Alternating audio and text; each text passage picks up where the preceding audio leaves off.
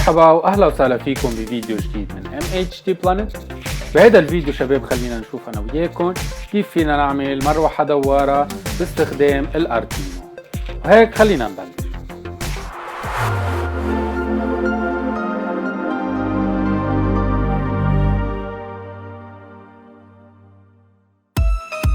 وهيك لحتى لي نعمل هيدي الفكرة نحن بحاجة لمروحتين ولكم قطعة خشب. على قطعة الخشب هيدي رح بثبت المروحتين، لذلك رح بفتح لهم مطرح باستخدام الدريل.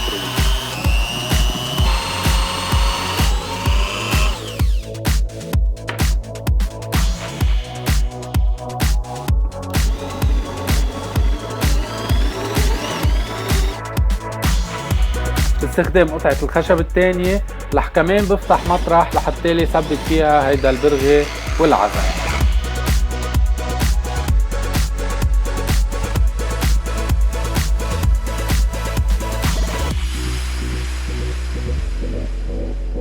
على شقفة خشب صغيرة رح بثبت هيدا الموتور الخاص بالاردوينو اللي شفناه بالفيديو الماضي.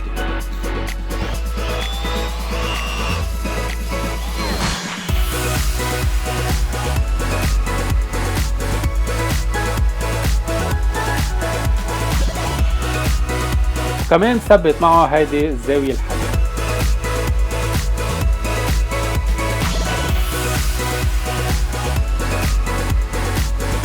قطعة الخشب هيدي هي اللي رح بتكون الراس تبع الموتور، لذلك رح بثبتها على الموتور بهيدي الطريقة. رح بقص شقفة خشب صغيرة لحتى لي اعملها سكة ليمشي فيها الموتور.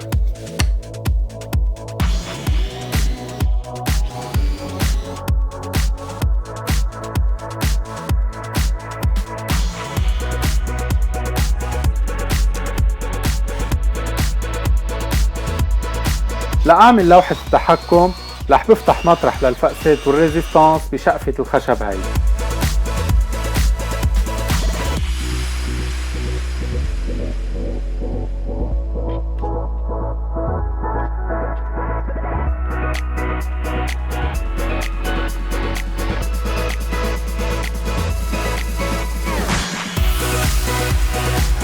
من بعد ما صار عندي كل شي جاهز رح بلش بجمع المروحة مع بعضها.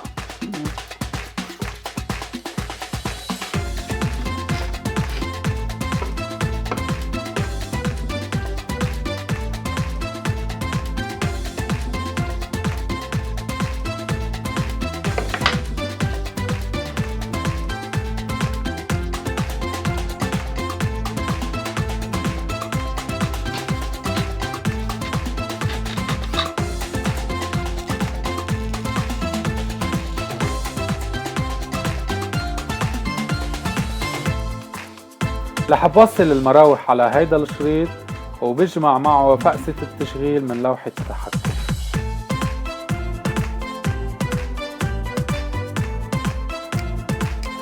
بنتقل لتوصيل الاردوينو والكنترولر تبع الموتور.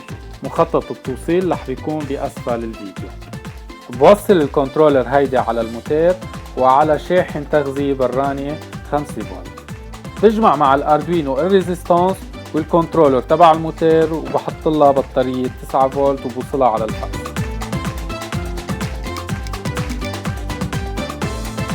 وهيك شباب هيدي المروحة صارت جاهزة، بس قبل بدي احمل على الاردوينو الكود الخاص بالموتور، لذلك رح بوصلها على الكمبيوتر لحمل الكود التشغيل، وطبعا هيدا الكود رح بيكون موجود بأسفل الفيديو.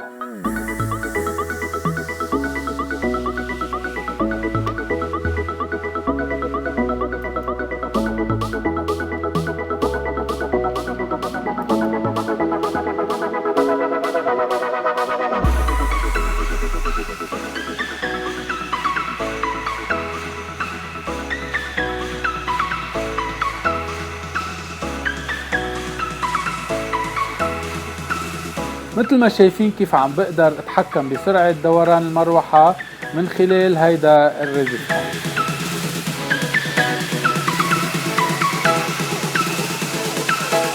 شباب اعطوني رأيكم بهيدي المروحة واعذروني لانه عطول عم بتأخر عليكم. وما تنسوا تفجروا هيدا الفيديو لايكات مثل العادة، وبشكركم كتير على دعمكم المتواصل. وأنا هلأ رح روح حضر للفيديو الجديد. إلى اللقاء.